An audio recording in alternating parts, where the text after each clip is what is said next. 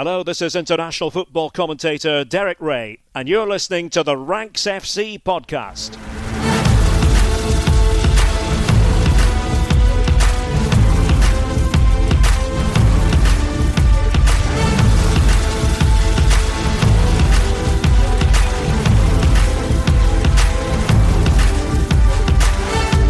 Hello, Rank Squad, and welcome to Ranks FC. It's your favourite transatlantic football podcast, back after the World Cup and back in club transfer mode. My name is Jack Collins, and I'll be your host today. And joining me across the pond is the one and only transfer guru, Mr. Dean Jones. How you doing, mate? Yeah, I'm good, mate. I'm not starting fights like other transfer gurus, so I'll stay out of all that stuff. We won't be going down that path today. Yeah, very good, mate. Back to the old day job, World Cup. It's a nice little vacation every 4 years. Focus on some different type of football, but I don't know, mate. It hasn't felt like a vacation. I'll give you that for free. It's supposed to be a football vacation. It's when we all go and look at something different, mate. But yeah, back to transfers, and just as crazy as ever, isn't it? Yeah, the idea for this episode came about, and our old friend Sam Ty wrote an article for ESPN about sort of transfers that people hadn't been speaking about during the World Cup, and I thought it was a nice basis for an episode. We're not going to exclude ourselves purely to transfers that went through during the World Cup, but there has been a fair bit of movement already so far over the course of this window, and also, obviously, we're in a period now where deals are starting to flow, links are starting to happen, etc. So I thought it was a nice space for us to be over the course of this episode. So in part one, we're going to talk about some of the fast starters in this window. We're going to talk about Tottenham Hotspur and Manchester United. In part two, we're talking about the big moves that have taken place across Europe a little bit more. And in part three, I'm just going to pick out some random deals that I've enjoyed so far over the course of the summer, because I think whilst there has been sort of the thick edge of the wedge, if you will, over in the Premier League, and there's been some massive deals, the rest of the footballing world feels like it's shaking out in quite a nice way. And there are sort of sensible deals going around across the rest of Europe. So just going to pick out some transfers in part three that I think have caught my eye at the very, very least, for something being smart or low prices or whatever it is. There have been some interesting deals, I think, that might have flown under the radar. So we'll get to that later on in the podcast. But I think to start us off, mate, we probably have to start with Tottenham Hotspur. Obviously, last season did not go to plan for Tottenham. They ended up surviving in the kind of final couple of days of the Premier League season. And Roberto De Zerbi has stayed to become the manager. And there has been overhaul and big spend in North London. Sandro Tonali, Matheus Fernandes, Andy Robertson, Marco Senesi, Jean-Paul Van Hecke, and Martin Dubravka all coming in to Tottenham. This feels like significant overhaul, Dean. So I'm going to throw it to you to talk through it. Yeah, I mean, it would be the number one rank for the type of overhaul that we've seen so far in the transfer window. They set to task immediately as the window was opening to make sure they had deals falling into place for players to be signed, sealed and delivered. And they've made significant impact across the midfield and the defence with those players that you've mentioned. I mean, Van Hecke, Senesi and Robertson, huge additions to that back line, which obviously had its own problems last season. We know that Cristian Romero is very likely to be leaving the club, just shaking out exactly where he's going to end up at. And there could be one, maybe even two other exits to come, with the likes of Danso and Jed Spence linked with transfers. So, yeah, there'll still be more to come from there. But, the back line seems to be in a good place. Obviously, a blend there. You got Robertson on a free, who's a good signing in terms of experience, mentality and quality, but also bringing in Senesi from Bournemouth, one of the breakout teams, got one of their best players. Van Hecke, another breakout team, Brighton, got one of their best players. Like, they're good signings. And then obviously the more marquee signings come in the midfield. I mean, they've been ripped off for Matheus Fernandes. He ain't an £85 million player, but they've paid it. Tonali at 100 million is also, it's big. It's, in my eyes, too big. But you've got to overspend within England because that's how it works. You brought in 2 players of Premier League experience there that Spurs felt like they desperately needed. Yeah, and obviously, Bergvall making it clear at the start of the summer that he wasn't going to be hanging around if it was down to him. That situation dragging on at the moment. Obviously, Conor Gallagher wasn't a resounding success, was he, last season? And, Tottenham just needed extra depth and quality. There's been absolutely no doubt about that this squad is just not at the level it needed to be. So £185 million on these 2 is a kind of absurd, if I'm honest. But from a Tottenham fan perspective, blimey, we're actually doing it. We are making all the noise, and then we are doing the actions that follow such noise by actually signing these players. And that moves on from the Daniel Levy era when they would have been linked with these players, but then signed someone half as good for a third as much or something. So while I am cautious about the amount spent on these 2, I'm clearly not denying that. They're great players. They are great players, and there's no doubt at all that Tottenham are a better team that are not going to be involved in a relegation battle next season. Be interesting to see how De Zerbi shapes up the team, and I think that they are definitely one of the more intriguing sides to watch in pre-season as they shape up.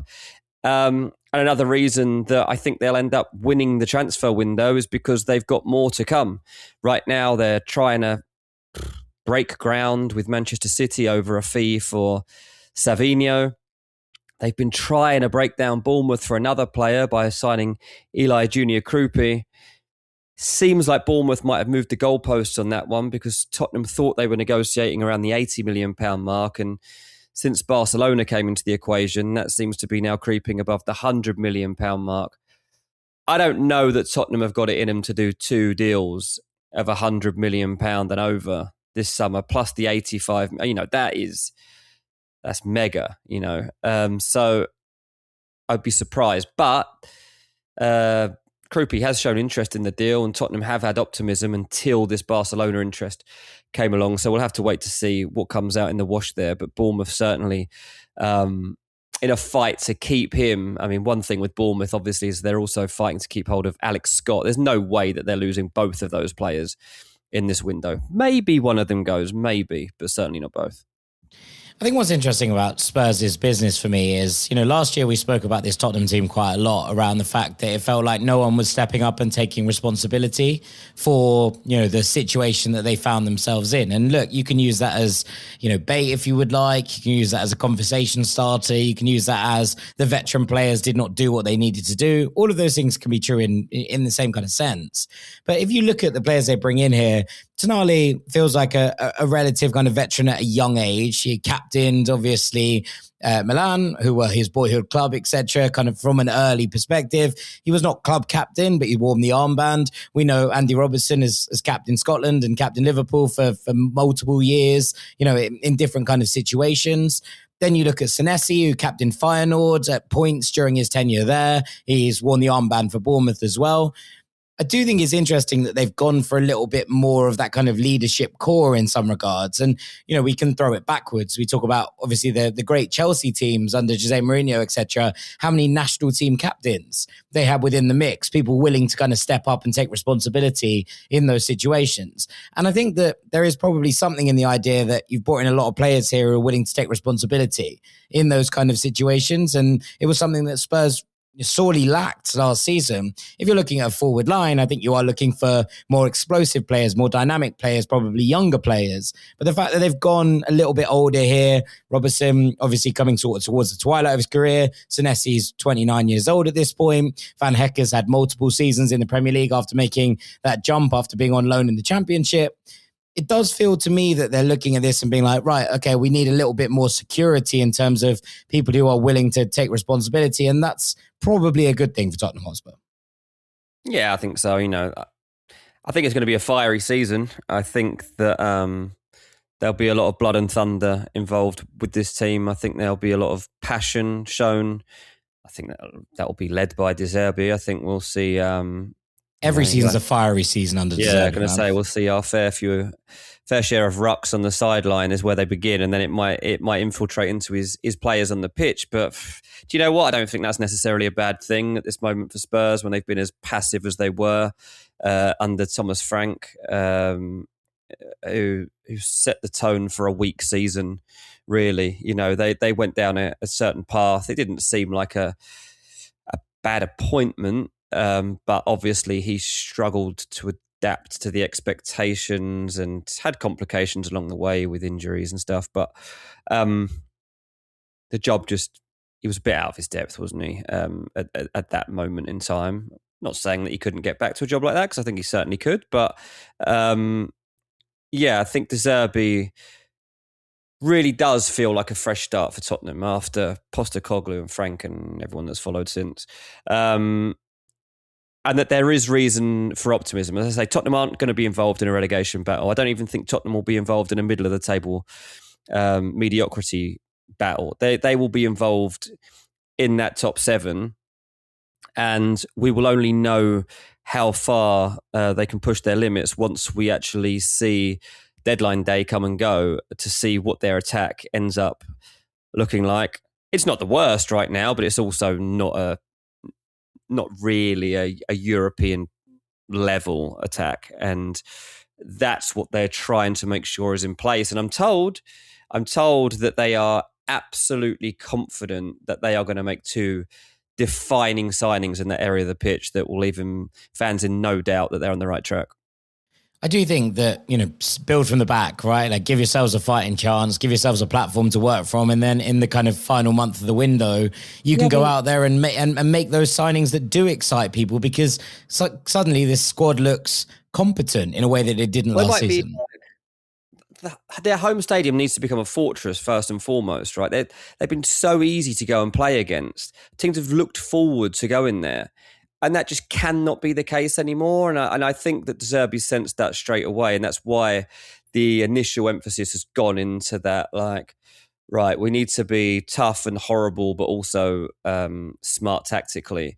And I think that blend of players that they've brought in is a signifier of exactly that so far.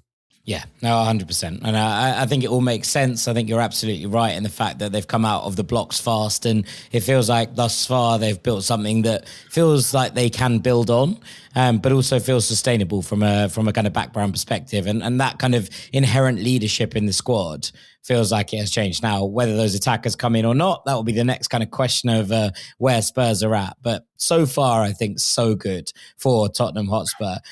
So we will see. Let's cross over to Manchester United, because there has been a conversation about the midfield for a long time. Now, with the exit of Casemiro as well this summer, it felt like it was the area of overhaul. And over the course of the World Cup, they signed both Yuri Tielemans off Aston Villa in a sort of like, wow, that came from nowhere deal, and Andre Santos from Chelsea, which, to be fair, wasn't far behind it. They've also signed Carl Darlow from Leeds, which will have wound up Leeds fans no end, I imagine, after the course of last season, who was probably be second choice behind Senne Lammens for the course of this. But even still, buying one off your rivals, especially when it was their starting goalkeeper to begin with, is always going to sting a little bit. There's work left to do here. And look, I'm going to talk a little bit in a second about the fact that Aston Villa have replaced Yuri Tielemans with João Gomes, which I think is a really lovely signing. But from the Manchester United perspective, they have done very well. There was obviously a lot of talk about Ederson at the start of the window. That deal looked like it was close to being done,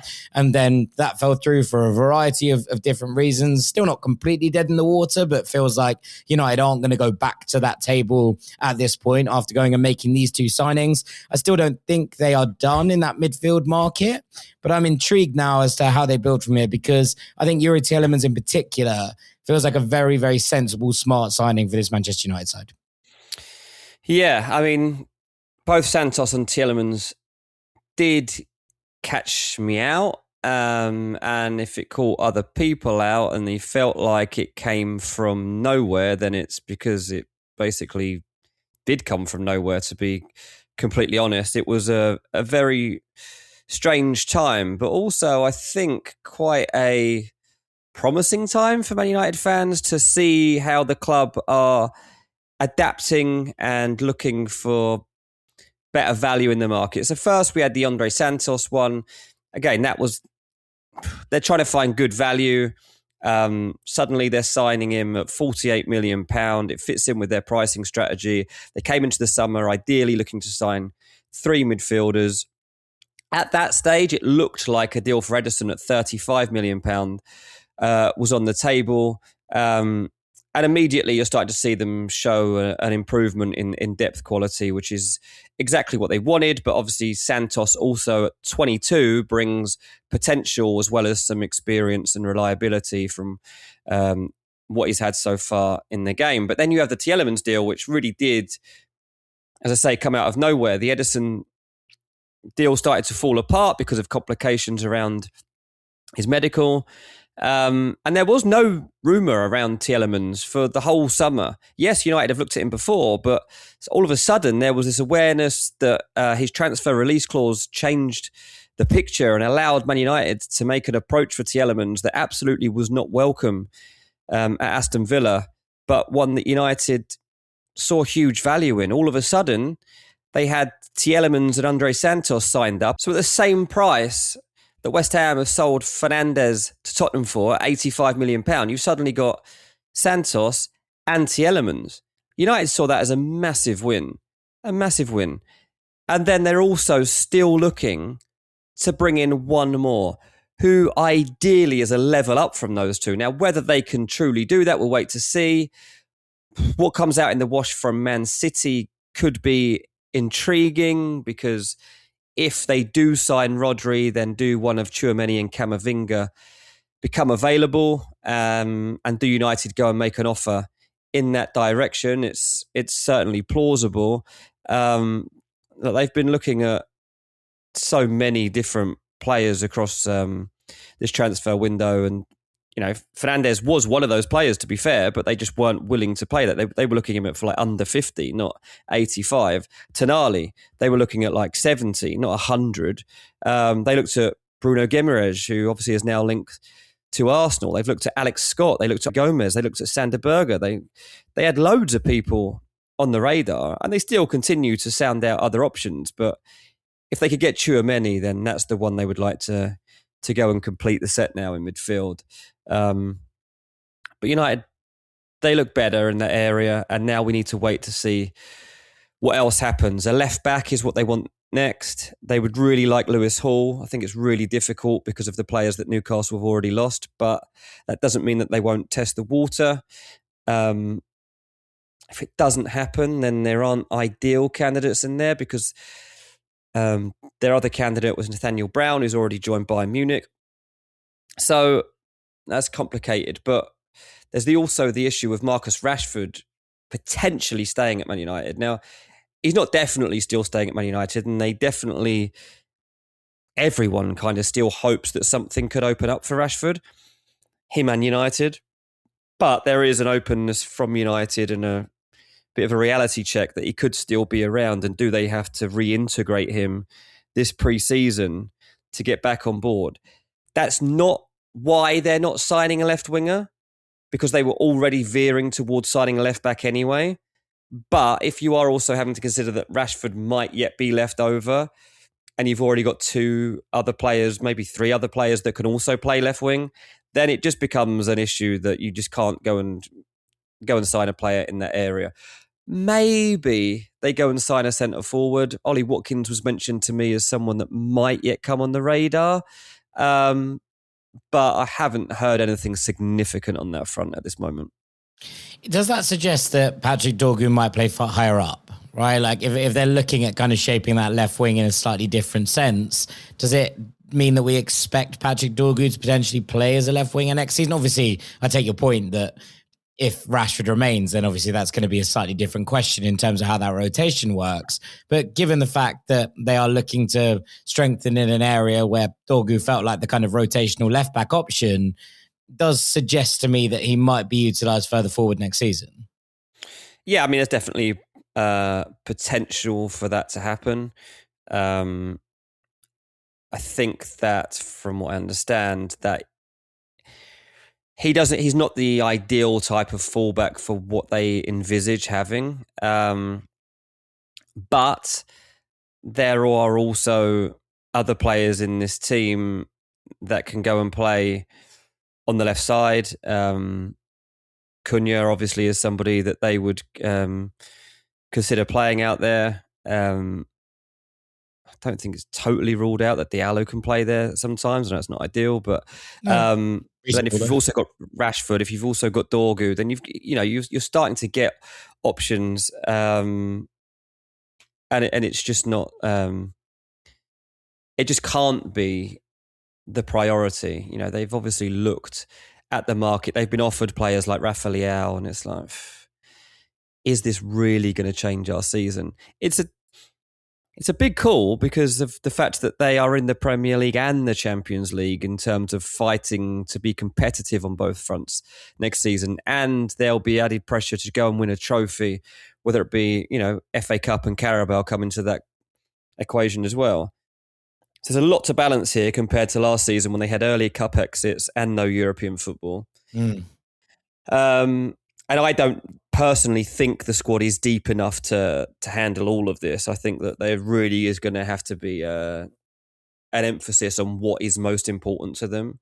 Yeah. And it probably should be Premier League at this stage. But when you're in the Champions League at that point, it's really hard not to get wrapped up in it, and you don't want to be an embarrassment. So it'll be interesting once we see the draw, the type of fixtures that they are posed in that competition, and how this list of players that we currently see are equipped to go into that. Just, I suppose, a quick last question on United before we move on is, what does this mean for a couple of players maybe on the fringes? And I assume that a lot of people are going to be looking at the futures of Mason Mount and potentially Joshua Zirkzee, for example, as to where they fit in with the system going forward. Because even in a season that demands greater rotation, it feels like those players have been to a degree left out in the cold by now.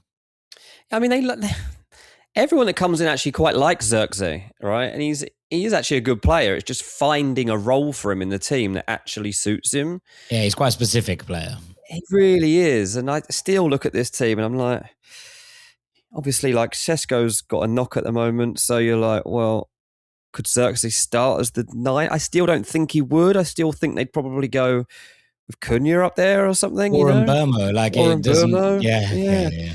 Maybe even Rashford if he stays around. That's where he made his name. So there's new interest, new speculation really around Zirkzee and going back to Italy, but that crops up every transfer window. So I think that one's tricky. Ugarte, injury doesn't help them find him a new home. Ideally, he wasn't going to be spending this season at Man United, so that complicates that. Mason Mount, I think, will stay. I think that a big season for him. But, he's only 27, Mason Mount. This should actually be a massive campaign for him. If Mason Mount could actually stay fit, then again, there's another option for that left side, to be honest.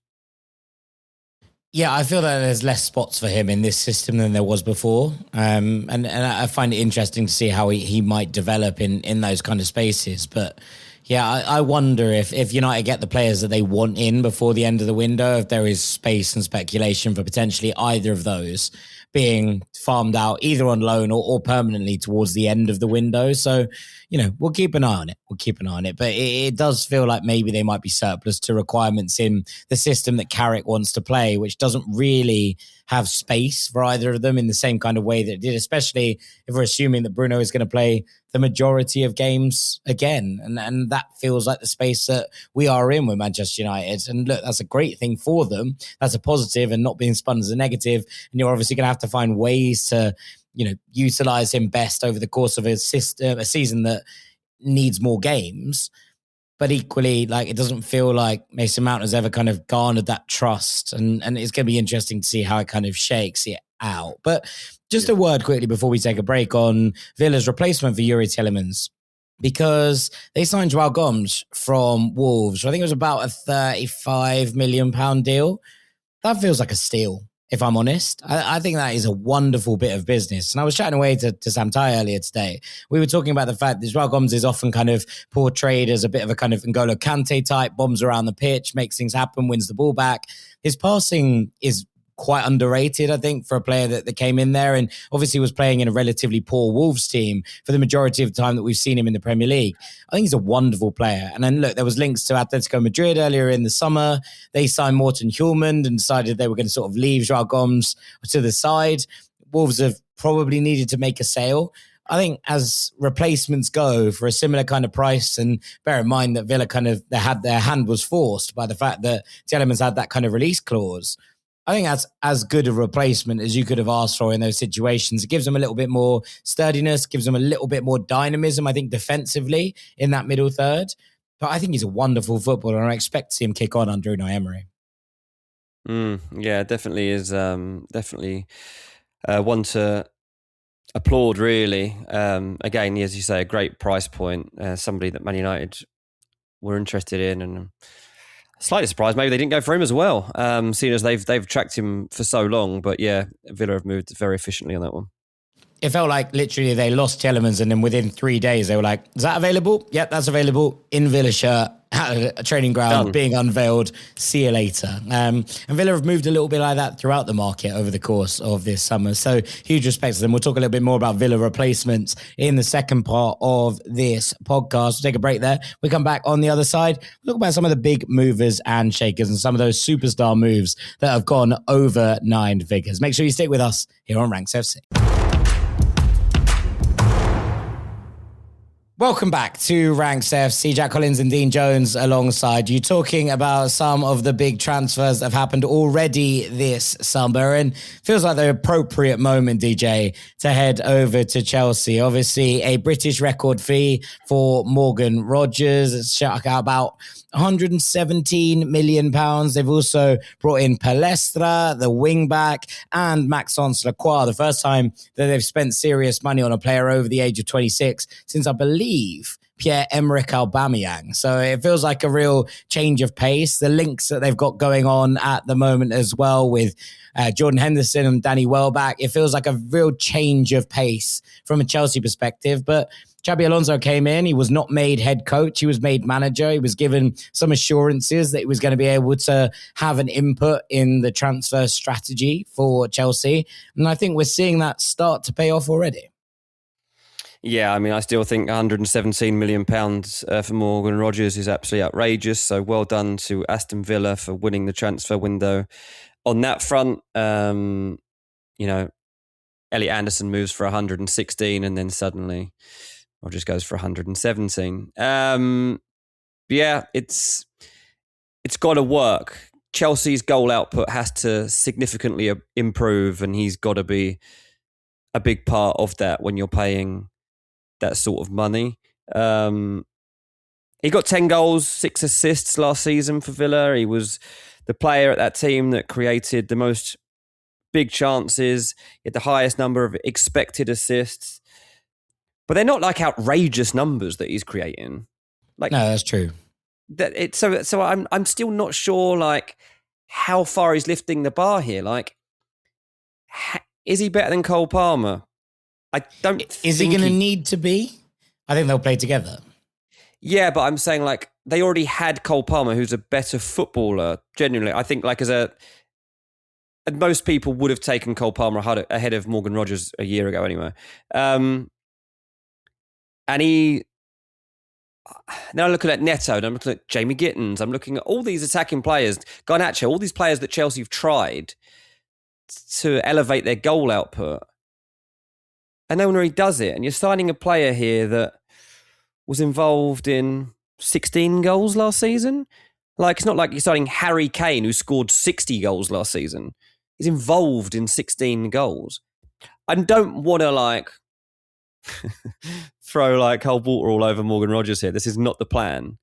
But I'm just like, you've got, when a transfer is this high, it's got to be like Declan Rice lived up to the transfer fee when he moved from West Ham to Arsenal, right? He did exactly what they needed. It's eventually led to them winning a league title. Morgan Rodgers doesn't have to lead Chelsea to a league title this season, but he does have to elevate what this team is capable of, and they have to find a combination of playing him that works significantly. And as you say, it will be expected that Cole Palmer's kind of deployed alongside him in the way that Xabi Alonso sets up. But I'm really, really intrigued by it. I like Rodgers' attitude. I was really impressed by him at the World Cup. I felt like he showed a very mature personality. He waited for his chances, which maybe, again, he has to do at Chelsea. Maybe he doesn't go straight into the team from game one. I don't know. I think at that price point, you might have to. But when he did come on for England, when he was given his opportunities, he looked to take them, you know? Think of that rasping shot he hit, the keeper couldn't save, Kane follows it up. Like, just moments like that. Like, that in itself shows a certain level of bravery, a certain level of, like, acknowledgement in yourself that you deserve to be on that stage. So Rodgers has got to do that week after week after week after week, because he's now gone up a notch. Not one notch, actually, 2 notches, because he's now gone from Aston Villa to Chelsea, but also as a record-breaking British transfer. So, look, Chelsea have had significant change. Obviously, they've got a new boss. They've got a new record signing. They're starting to reshape the defence. This is all really important. They're also trying to get rid of all the dead wood that we've said that needed to go for a long time. And that is about to come, by the way. Like, Chelsea, in the next 2 weeks, aim to just, like, throw out players left, right and centre. Almost like sticking them in the old, like, recycle bin on your computer, just going to be drag and drop, like, straight into the loan bin if they have to, because they just want them gone. And I think that will happen reasonably quickly from here. But they've still got a few headaches around that squad to iron out, and they've still got a couple of places to fill. They're linked to Jordan Henderson and Danny Welbeck on the back of a period when, you know, we've also seen them linked, first of all, to Granit Xhaka at the start of the window, then to John Stones. You know, these are players who are past their best, but they all bring an obvious level of experience and mentality to the dressing room. Leadership. A dressing room that has completely and utterly lacked leadership for the past year and a half, 2 years. There's clearly a sense that there needs to be leaders within the camp. And I think that they are making some moves to suggest that.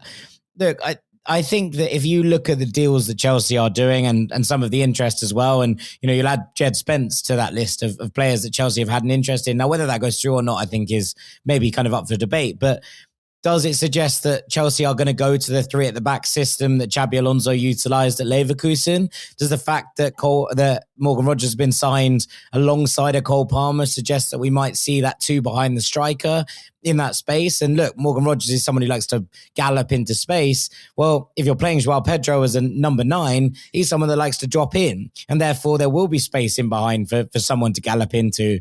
I think it suggests that we might see that same kind of shape at Chelsea. And then you bring in Marco Palestra, who's been a wing back. And it is worth pointing out that, you know, you talk about Morgan Rodgers' output there and the price point, etc. Obviously, there'll be less attention drawn to Palestra's output because he is a 21-year-old wing back. But he was someone who picked up 4 assists and a goal for Cagliari last season on loan. And bear in mind, he was playing for Cagliari last season on loan. Now, I think Palestra is excellent, right? Like, I think that he has the potential to be absolutely wonderful, one of the best fullbacks in the world, etc., etc., etc. But I think that there is still quite a lot of work to do to get to that level. Now, his physicality should fit in quite nicely. And we know that Xabi Alonso likes fullbacks, especially if he's going to play a wing-back system, who get up the pitch, bomb on and make things happen in the final third. And I think Palestra is a good example of someone who has the capability to do that. But if we're talking about fees, paying sort of 40 odd million pounds for a 21-year-old wing-back who's had 1 full season at Cagliari and brought together 4 assists off the back of it, that should draw the same kind of eyeballs as the Morgan Rodgers one, I think, in terms of the output. Yeah, totally. You got Giovanni Quenda, obviously, coming into the squad too. Which in the... I like Quenda a lot. And actually, I mean, it's pretty good timing for him too, given the sort of tactical approach you would imagine we're going to get from Alonso. I think he should be useful within a 3-4-2-1 if that's what we're going to see. Yeah, very, very attack-minded wing-back when he's played there. And he did play at kind of a wing-back role for Sporting for, a variety of different things. Obviously, the Sporting system has changed, I think, over the last kind of year and a half, and we've seen a development there. But the fact he can play on the right wing and kind of front of a three and also play as a wing-back means that this one actually fits quite nicely, kind of no matter who was coming in from that management standpoint. And I like Kend a lot. Yeah, he's very much fancied at Chelsea. They've waited a long time for this moment. So I think Alonso will be encouraged to give him as many opportunities as he can. Obviously, Cucurella's gone, which is a big departure because he was a good player for them and also was one of the few that really captured an identity really within Chelsea. It's been a real problem connecting the fan base to the team, and Cucurella at times was capable of doing that. That's something that, again, Chelsea are working towards fixing. And, they are going to look to sign a midfielder. We'll wait to see whether Enzo Fernandez departs. I don't think too many Chelsea fans will care if he does, particularly English ones. But Alex Scott could come in. Adam Wharton could come in. We could see a midfield signing on that level if Enzo departs. So I think that will be one to look out for once we get past this little period. It's going to be interesting because I reckon Chelsea will want 100 million for Enzo, and I don't think they're going to get it. I don't think someone... It's got to be more than they paid for him, so it's got to be upwards of 106. So that is the problem. But look, Real Madrid was the obvious place for him. The only real place I'm hearing is Man City, and that's going to be reliant. That's reliant on Rodri departing. So, and still on Maresca convincing the club to do it because he's the one that wants him. So it is a difficult one to get rid of, but Chelsea know that if Fernandez senses there's a chance to get out, then he will. Yeah, well, especially if it's to go to either Real Madrid or to see his former manager, who he adored as much as his former manager adored him. So we will see how that goes out. Another word on Villa here, because we talked about Rodgers there. They've replaced him with Johan Manzambi, and it feels like for like the way that Villa are doing business. Johan Manzambi, I think, one of the most exciting young players in world football. The fact he can play a number of different roles, I think, is a lovely little bit for Unai Emery, who loves versatile footballers. Johan Manzambi can play 9, he can play on either wing, he can play as a 10. I think there's probably a chance he actually ends up as an 8, driving forward from the centre of midfield as well, which could be very, very interesting. So I think that Villa have done a lovely job of replacing both of those exports, if you will, with 2 new signings. And Manzambi, to me, I think is one of the most exciting transfers that we've got coming into the Premier League this season. I cannot wait to see what he's capable of doing. We talked a little bit about Real Madrid there, Dean, and look, then it doesn't look like they're going to be signing Enzo Fernandez, but they have got their business done early. Obviously, Denzel Dumfries came through the door, Bernardo Silva came through the door, Kanate came through the door, Cucurella came through the door. They haven't paid a lot of money for any of those. It feels like they've been doing that kind of quiet Real Madrid business where they're able to convince people to just run down their contracts and we'll make it happen when the time is right. But that is, 3/4 of a new back four. And it does feel to me that they're in a space now where this looks like something that they will be able to deal with a little bit better in the year to come. Yeah, I think so. This is a strange time, isn't it? I mean, at first and foremost, what is your actual expectation in terms of the elevation? Like, what do you expect compared to last season? Compete. It never felt like they were going to compete last year. Like, it felt like there was like one moment, in that the kind of early February, after all of the Alonso drama, etc. And Arbeloa came in, and look, we can talk about Arbeloa close to the start of the season. But when we get to that point, there is like one moment in February where it feels like they're on Barcelona's coattails. And it falls away so quickly that by the end of the season, it wasn't competitive. It never, ever felt to me that they were going to catch up. And yes, they go and beat Manchester City in the Champions League. I don't know if anyone had any real faith in them going much further than that. And there is a question, obviously, it's Real Madrid, it's the Champions League. Can you write them off in the same kind of way? Well, turns out at the moment, the answer is kind of yes, because there is no feel of competitiveness about this squad. What it's going to look like next season, I think it could be very, very different in terms of, I don't expect this to be, absolutely happy days from day one. I think there's going to be a lot of struggle. I think there's going to be a lot of fight. I think it's going to be quite a noisy camp. But I don't think Jose Mourinho has been brought in to allow this to be an easy camp. Like, part of me believes that there is an element of malice in bringing him in the concept of, he comes into this dressing room and he goes, if you don't want to be here and you don't want to fight for the Madrid that I believe in and Florentino believes in, etc., then you're going to be sent outwards and you're not going to be here by the time that a new manager comes in a year and a half's time. So I expect it to be quite noisy. I expect it to be quite loud. I expect it to be quite, there's going to be a fair bit of friction, I imagine. But I do expect them to be competitive. I think that's probably reflected in, Bernardo Silva and Cucurella both have a nasty streak in them. I think that fits with a competitive streak.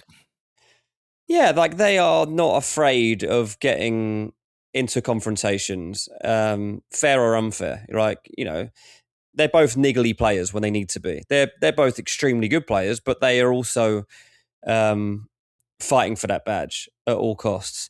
And Mourinho will love that. And I think Dumfries and Konate, also from a defensive standpoint, are a little bit known. They have some athleticism on the right-hand side of the park, which they just haven't had for quite some time. Yeah. You throw in, obviously, Diomande, once that's formalised, that brings a youthfulness to this and a rawness to this, which Mourinho doesn't always like, I'll be honest. He doesn't always like that. So that transfer does surprise me a bit because it doesn't really fit in with the four that I just mentioned and Rodri, who are all reliable, proven, combative players. And Diomande is the opposite to all of those things. But I guess for the balance of a squad, for somebody that can just flick a switch and turn a game, for somebody that can bring you that old school Ronaldo factor, if you want, where you just anything was possible. And the good thing about Diomande is, even though we've started to hear of him over the past 2 years, you don't know that much about him. Defenders don't know him that well yet. No, not many people have come up against him yet. And so for the first time they have to face him, it's not going to be fun. And that means this season is a free hit for him. And that, to be honest, mate, I think the second and third times that people face him, it's not going to be that fun either. He's one of the most dynamic ball carriers I've seen in a long time.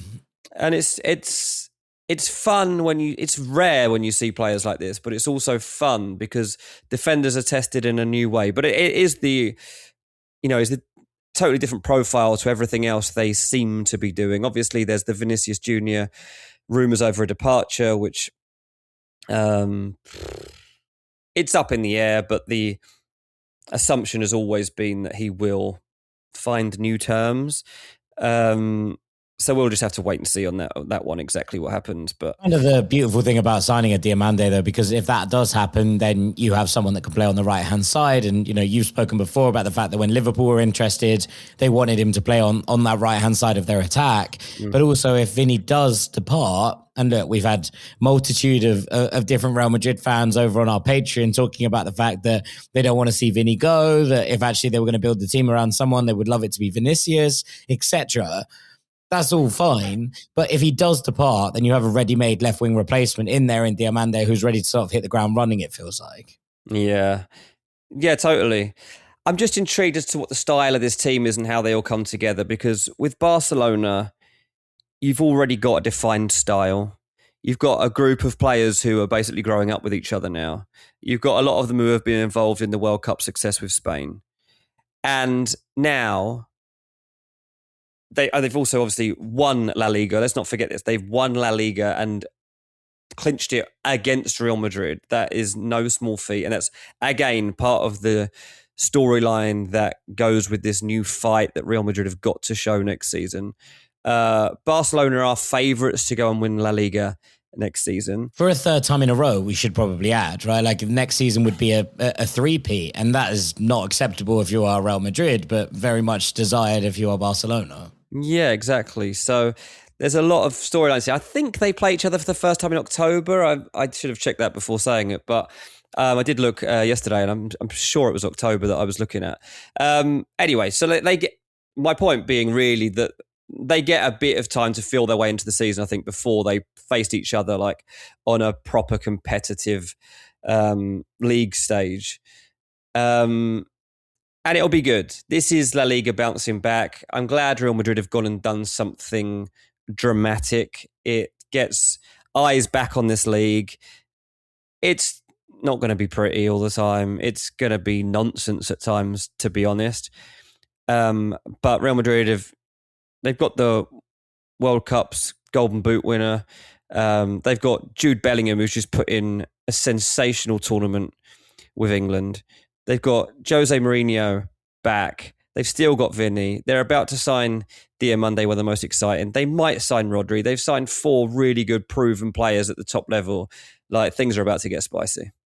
Yeah, it's funny actually, because I was talking to Ramon Calderon on the radio the other day, the former president of Real Madrid, and he was saying that Real Madrid fans he's speaking to are so excited to have this version of Bellingham. Be like, that's who we want. That's what we'd like to see. That's like a new signing in itself. And, you know, perhaps that is the case. Perhaps we will see that kind of play out in real time under Jose Mourinho. I think Mourinho will love Bellingham, and it's going to be interesting to see, you know, how that one goes. I mean, look, we talked about Rodri there.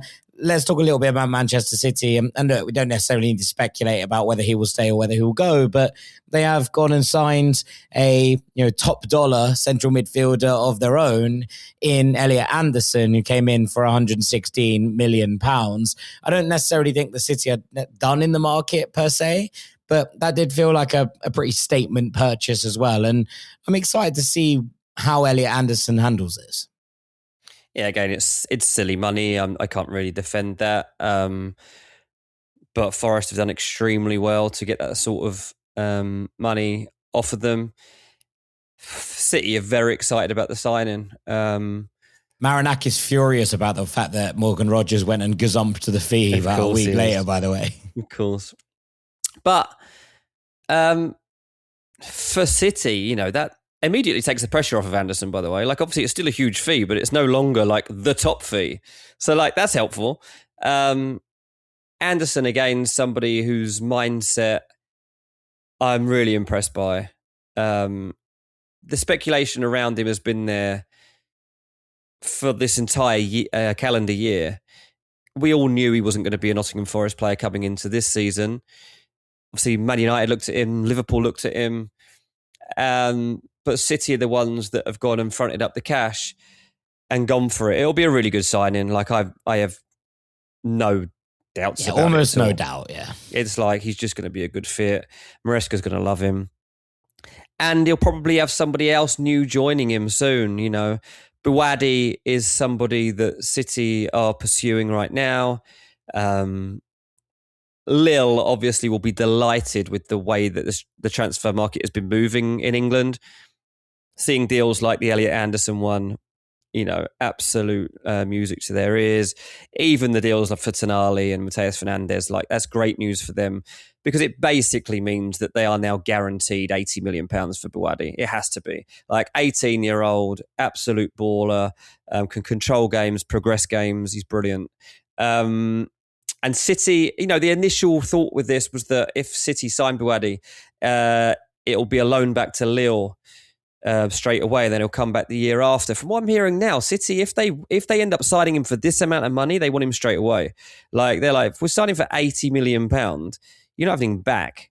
Like, that's not happening. So it wouldn't surprise me if Buwadi does sign that City find an immediate plan for him to come in and start to learn within their first team setup and grow in that way, as they've done with players in the past. To be fair to them, they quite often, if players in their own academy decide not to loan them out and have preferred them to come through the ranks with their own first team squad, and I can see why they would do that. So Buwadi isn't really tied to the Rodri deal. Like, they would sign him anyway, whereas Enzo Fernandez, I think, is more closely tied to the fact that if they were to lose Rodri, then they might go for Enzo. But But yeah, City, made a statement there. There's still potential in attack to bring somebody in. Let's see what the Savinho deal unlocks, if and when that happens to Tottenham, because it wouldn't surprise me. They were offered Vinicius Junior in the same way that Arsenal have been. So were Liverpool. Like, those three clubs were all offered him recently. City contemplated it. They took it seriously. They weren't willing to just shrug off an offer like that. But again, they're only going to do it if they need him, and depending on what the terms are. And I think there was a lack of conviction at that point. So I do think that there's some potential for something exciting to happen in attack. Yeah, I mean, look, it wouldn't surprise me if City made a late move, right? Especially because, we talk about these squads, like, shore up the rest of it and maybe get those kind of like exciting attacking players towards the end of the window when everyone starts getting a little bit desperate to push players around in the same kind of way. And maybe that doesn't apply to City in quite the same way that it does for teams lower down the table, but I don't necessarily think it's, one of those things that is a write-off either. They will examine the market and see where they think the value is. And we've seen them go and do that before with someone like a Kovacic, right? Like, they're like, oh, okay, cool. There's value in that. So therefore we'll go and make it happen. So I wouldn't be surprised if City make a move late. Just quickly before we take a final break, I did want to quickly talk about Bayern Munich, who I think have made two of the smartest signings of the window. Now, both of them are 50 odd million euros. So it's not like they're moving in silence here, but bringing in Nathaniel Brown from Eintracht Frankfurt and then Ismail Saibari from PSV feel like two of the most sensible bits of business that any team has done. Now, for context, obviously, Rafael Guerreiro has left the club. He didn't play that much at left back in his kind of final couple of years. He spent most of his time sort of playing further up the pitch. Goretzka's left as well, and they lose Nicholas Jackson as a backup centre forward.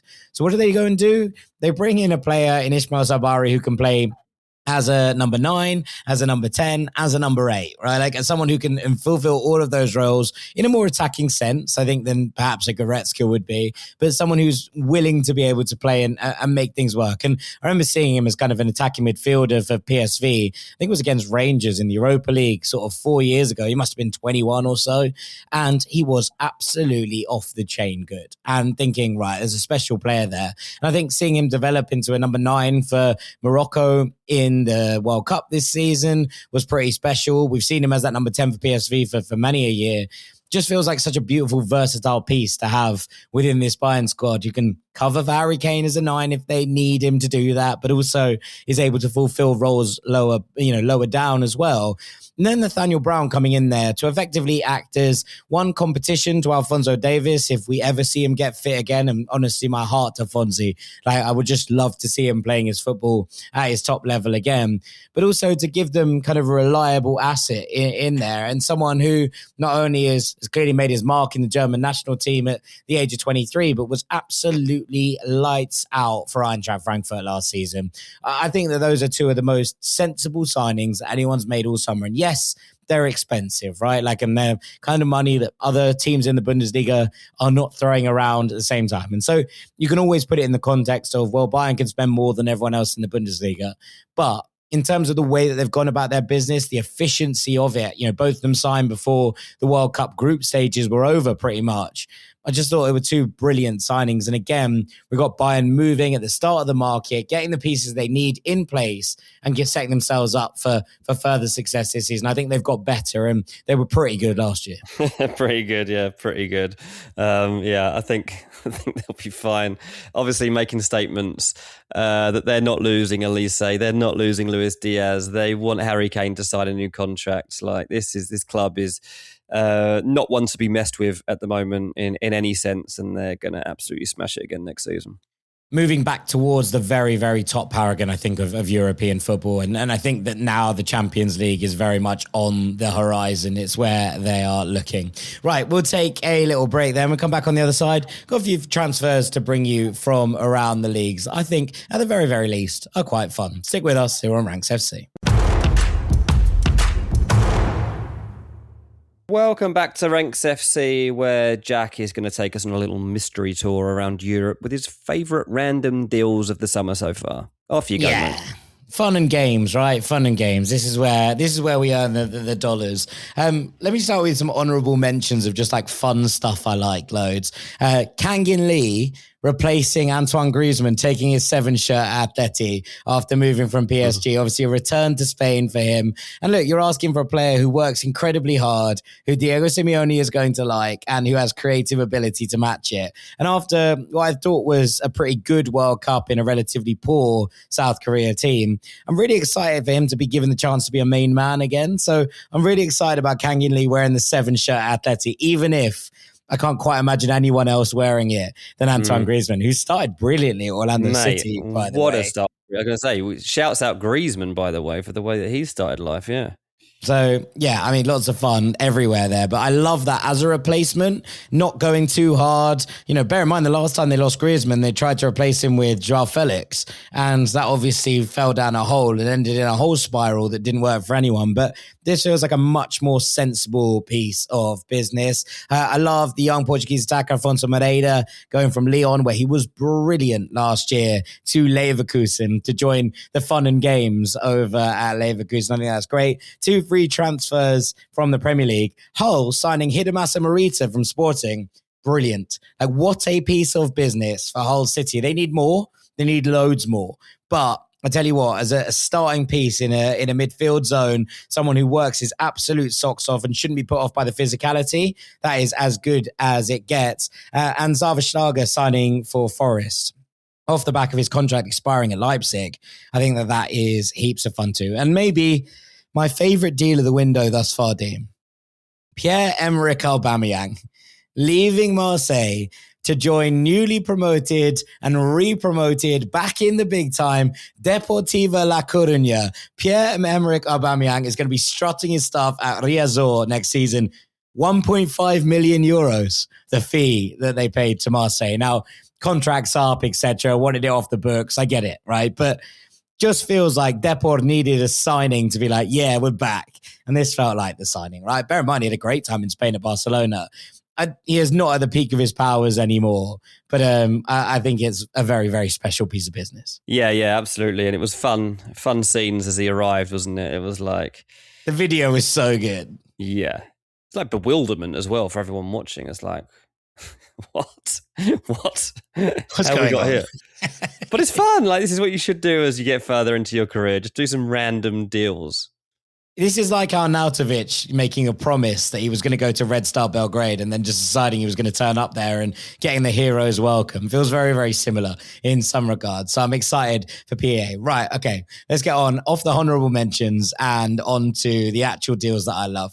At 5, Alexander Stankovic returning to his father's place of work, leaving Club Brugge and going back to Inter where he was at the academy. 23 million euros, defensive midfielder, eye for goal, got a long shot in news that will shock nobody that watched Dejan Stankovic play for Inter either. But in an era where Inter are looking at refreshing the midfield, obviously we know how good the midfield of Barella, Mkhitaryan and Çalhanoğlu has been for them for so many years. It does feel like they're moving on from that now. And I think that Alex Stankovic is a really nice piece of business at a sensible fee, someone with obviously emotional connections to the club, and someone I've been really impressed with, Club Brugge. So I think Stankovic going back to Inter could be a heap of fun. Talking of defensive midfielders, we didn't talk on this podcast about Bazumana Toure going to Newcastle from Hoffenheim, but they've decided to spend the fee slightly differently. They haven't replaced him like for like. What they have done is gone and got one of the most prodigious talents in Europe, 17 years old, Nathan De Cat, from Anderlecht for 20 million euros. Now, pretty much everyone in the scouting world, pretty much everyone who writes about young talents, etc., is overwhelmed with how excited they are about Nathan De Cat, right? Everyone is obsessed with this kid. But I was really worried that because there was so much hype around him, his next move was going to be one that was either too big or somewhere where he wasn't going to get playing time at such a tender age. And instead, we're looking at this and being like, okay, Hoffenheim feels like a space where he's going to get the opportunities to show exactly what he's capable of. Bear in mind, he's 6'3" already, right? 17 years old. He is a defensive midfielder who's quite rangy, gets forward. There's a kind of bit of Leon Goretzka, etc. About him. He can get forward and score goals, but actually the way that he controls the tempo and the way that he makes things happen, already got a senior cap for Belgium, although I'd imagine that will be grown upon in years to come. Just like a real rising star of the game. And I'm, as much as Hoffenheim are not everybody's cup of tea, especially in Germany, where they are one of the clubs that just despise a little bit because of the way that they operate, somewhere where he was going to get those minutes and get the opportunity to showcase exactly what he can do, even at this age, felt like a really important moment. So I'm really excited about Nathan de Cat at Hoffenheim. Yeah, that is a good deal. I mean, he's a player that a few teams have been looking at, and there was potential for him to go to a few places. They've done really well to sign him, to be fair. Yeah, I think it's the right kind of move. When you're looking at it and thinking, okay, that's where you're going to get your opportunity. So Nathan de Cat, to Hoffenheim, one to keep an eye on for everybody next season who is watching the Bundesliga. We're staying in midfield for two more, actually. I've got no attackers on this list. How fun's that? Hayden Hackney from Middlesbrough to Everton, £16 million fixed, $8 million in add-ons. This is a steal for a player who's been amongst the best players in the Championship for the past two seasons. There are a couple of concerns, and I will admit to that kind of physicality shift in terms of the Championship to the Premier League. I think he'll be fine. Technically so secure, someone who's capable of playing in a couple of different positions in the midfield. I like him most as a ranging number 8 who's able to get forward, punch passes through the lines. He's got a really good engine on him, and he's showcased his ability for a couple of seasons now. I think he was hoping to get Middlesbrough promoted and therefore be able to play in the Premier League with Middlesbrough. That didn't end up working out because of the whole situations around what happened last season, but I think Everton have really, really nicked a fine gem of a footballer here. £16 million fixed with add-ons that probably do make sense. I think they probably will end up hitting these add-ons, but even still, 24 million for one of the best young English midfielders in the Championship.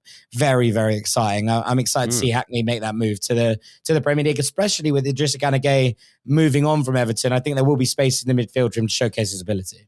Yeah, it's a good David Moyes signing that, and given how many other teams fancied Hackney over the last, Tottenham, Man United especially, to not sign him at that figure is kind of surprising, to be honest. Like, that is a good deal for Everton, for sure.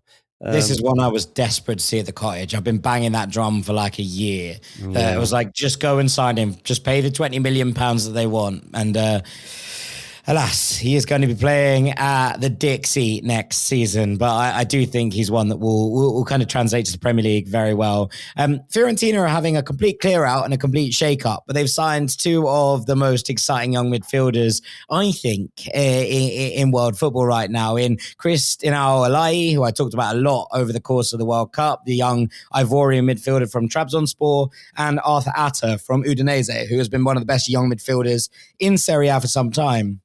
I think that these two together could be a heap of fun. So I'm really excited to see the way that they combine two young midfielders who could well be the core of this side for a couple of years. I'd imagine they will eventually both end up picked off by bigger sides. Their ceilings are so, so high. But this feels like a really big summer for Fiorentina, who had a dreadful year of it last year and really needed something to kind of give them a shot in the arm. They've changed manager. They have decided that they're going to basically clear out the squad and look to kind of rebuild it again. And they've signed two of the most exciting young midfielders in the world. So for both of these, I think they've paid it's around 40 million euros for both of them combined. Feels like really, really good business. And I'm excited to see how they both get on in Viola. Might need a trip to Florence to go and see these two in the flesh over the course of the next year. But Dean, I think the best transfer of the entire summer thus far has been Tarek Muharemovic from Sassuolo to Leeds United for £34 million. I cannot believe that they have got this done. It felt locked on. We spoke about him a lot on The Truth at the end of last season. He was brilliant for Sassuolo in the heart of their defense. Now, we did get sent off at the World Cup, but more unlucky, I think, than anything else. A really exciting defender who I think has the capacity to go on and grow. Really, really young with a really high ceiling. and we thought he was going to sign for a Champions League club. And Leeds have been absolutely on fire with their business. You know, they picked up Harry Wilson on a free. Have they overpaid for him in terms of wages? Probably a little bit, but I think that there is capacity there because they didn't have to pay a fee for him. They signed Tarek Maharemovic, who I think might end up being one of the best young defenders in the Premier League next season. And now they signed James Trafford as well. That is a very, very stable core for a team looking to reestablish itself as amongst the Premier League sort of top 10, I think, this season, with a view to going higher and higher. We know, what a historic club Leeds are and where they sit within the pecking order historically. They've been a long way from that for a long time, but it feels like they have a platform now to build on. And I think this is the kind of signing that makes other clubs sit up and take notice. I think Maharemovic is a star waiting to be born. At £34 million, I am stunned that he didn't go to Juventus. And the fact he is going to be playing for Leeds United in Daniel Farke's back three next season, I think might well be one of the steals of the summer. Yeah, Leeds are not messing around, are they? They're making sure that they're in the Premier League to stay.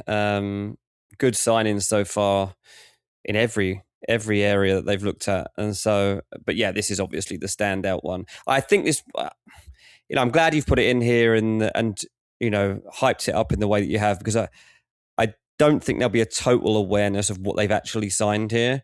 You obviously watch football in a way that most average Premier League fans do not. And I think that this guy is going to take people by surprise. Feels a bit like when Bournemouth signed Dean Howson to me. That feels like the comparison I would draw. I think he's that good, and I wouldn't be surprised if he's on the move again in 2 years' time and Leeds make a healthy double your money profit on him as well. So we will see. But I'm excited about Maharemovic. He's a little bit raw, but I think that those things will be coached out of him pretty quickly. And in a back three, I think he'll look very, very comfortable very quickly. And so, I think that might well end up being the deal of the summer. And with that, DJ, I think it's probably time to call it a day. Very good, mate. We're up to speed, mate. We're up to speed. This has been enlightening even for me with that last little list that you've just gone through. And I live and breathe transfers as much as humanly possible. So that was fun. Hopefully everybody's learned a bit. If you want more, come over to the Patreon, where we are going to be doing loads of Q&As around transfers across the summer. So if you have specific questions about your club, about specific players, we'll always try to answer them. We did one already this week. We did a bit of a bumper edition. So that was fun. And there'll be plenty more to come. So yeah, looking forward to it. This is just the start. Yes, absolutely. There's another Q&A going out tomorrow. So if you do fancy joining, you can jump on and add your questions in before we record that one. And we'll do our best to answer every question across the course of things. For now, though, all that's left for me to do is say thank you very much to Mr. Dean Jones. Cheers, mate. I've been Jack Collins. This has been Ranks FC. Thank you so much for listening as ever. We really do appreciate your Rank Squad. And we'll see you all very, very shortly. But for now, take it easy. Peace.